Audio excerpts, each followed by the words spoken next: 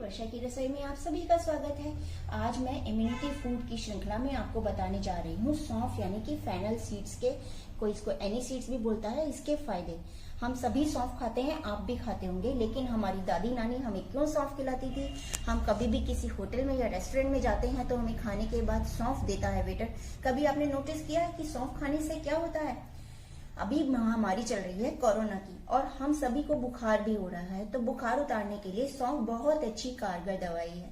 अगर आप सौंफ खाते हैं तो आपका बुखार बहुत जल्दी उतर जाता है। हमारी पूरी बॉडी ऊपर से लेकर के नीचे तक क्या क्या फायदे हमारे लिए सौंफ करती है, मैं आपको गिनाने बैठूं तो शायद बहुत देर लग जाएगी, लेकिन मैं शॉर्ट में आपको क्विक बताती हूँ वर्षा के स्टाइल में। सर का दर्द हो तो हमें सौंफ खानी चाहिए। अगर हमारे को थोड़ी न्यूरोलॉजिकल प्रॉब्लम हो तो हमें सौंफ खानी चाहिए। आंखें अगर ठीक करनी हो, आंखों की ज्योति बढ़ानी हो तो हमें सौंफ खानी चाहिए। हमारे गालों पर मुंहासी हो जाए तो हमें सौंफ खानी चाहिए। नाक में नजला हो जाए तो हमें सौंफ खानी चाहिए। सांस की दिक्कत हो, हकलाने की बीमारी हो, सांसों की प्रॉब्लम हो या मुंह में कोई छाले वगैरह हो गए हो तो हमें सौंफ खानी चाहिए।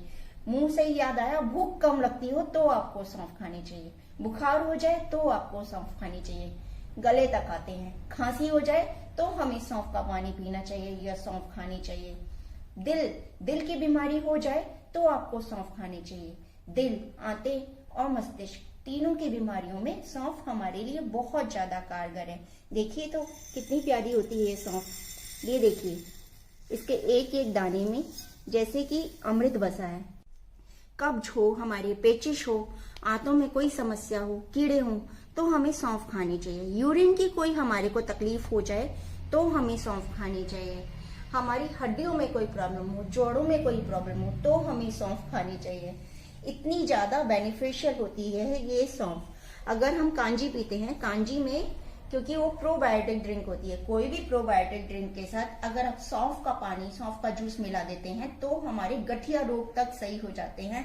इतनी ज्यादा बेनिफिशियल हो सकती है ये सौंफ। सौंफ को खाया किस तरह जाए ये देखते हैं हम पानी लें, उसमें नींबू डालें और उसमें सौंफ का उबाला हुआ पानी डाल दें। अच्छा, एक बात और, अगर हम सौंफ को अगर हम कच्चा खाते हैं तो वो शीतल होती है, यानी कि वो ठंडी इसकी प्रकृति होती है, लेकिन जब हम इसको उबाल लेते हैं तो इसकी प्रकृति गर्म हो जाती है। ये भी हमारे को ध्यान देनी है।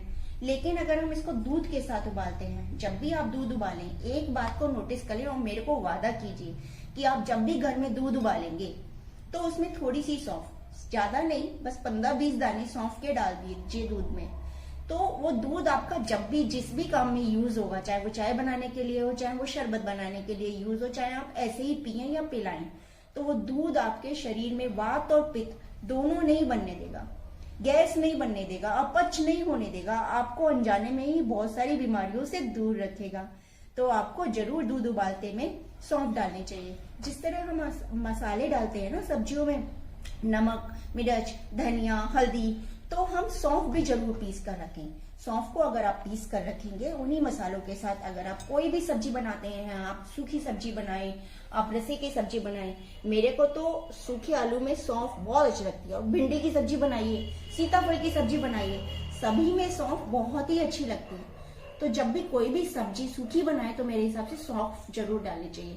हलवाई की सब्जी बनती है ना भंडारे में, आलू की सब्जी पूरी के साथ आपने जरूर खाई होगी, इसका टेस्ट कितना अच्छा लगता है क्योंकि इसमें मेथी और सौंफ डाली जाती है। ये जो मसाले होते हैं ये हमारी दादी नानी जो हर चीज में डाला करती थी, ये जो नुस्खे हैं ये हम शायद भूल गए हैं, और बहुतों की मसालदानी में मैंने धनिया तो देखा है लेकिन सौंफ नहीं देखी। तो आगे से सौंफ को अपने खाने में जरूर याद रखिए, ध्यान से डालिए। और अगर आपको मेरी वीडियो अच्छी लगी हो, इम्यूनिटी बूस्टर फूड की श्रृंखला में ये एक नई सीरीज है, अगर आपको अच्छी लगी हो तो मैं आगे भी इसी तरह की आपको बातें बताती रहूंगी। मेरी वीडियो को अगर आप सब्सक्राइब करेंगे तो मेरी नई वीडियो की नोटिफिकेशन आपको तुरंत मिलते रहेंगे। लाइक और शेयर करना ना भूलिएगा, और हाँ, अपने प्यारे कमेंट्स जरूर दीजिएगा मुझे, क्योंकि उनका मुझे हमेशा से इंतजार रहता है।